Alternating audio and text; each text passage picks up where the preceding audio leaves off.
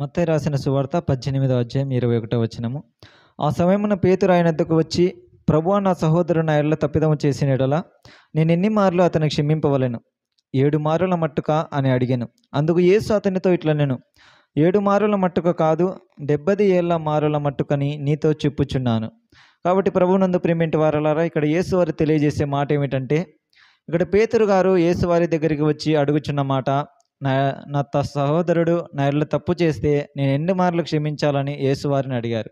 అప్పుడు యేసువారు తెలియజేసిన మాట, 7 సార్లు కాదు, 70 ఏళ్ల మార్ల మట్టుకు క్షమించాలన్నాడు. అంటే 70 సంవత్సరాలైనా కానీ బ్రతికినంత కాలము కూడా మనము మన సహోదరుల్ని మా ఎడల తప్పు చేస్తే మనం క్షమించాలని ఇక్కడ యేసువారు తెలియజేసిన మాట.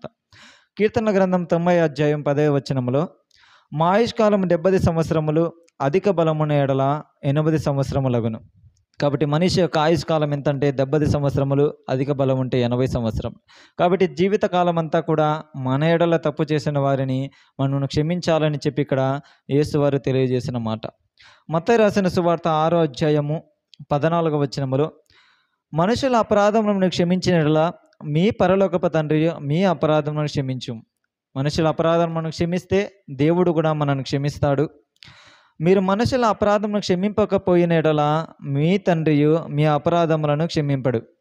కాబట్టి మనం ఇతరులు మన ఎడల ఎవరైనా తప్పు చేస్తే వారిని క్షమించాలి. క్షమించకపోతే నేను కూడా క్షమించనని ఇక్కడ యేసువారు తెలియజేసిన మాట.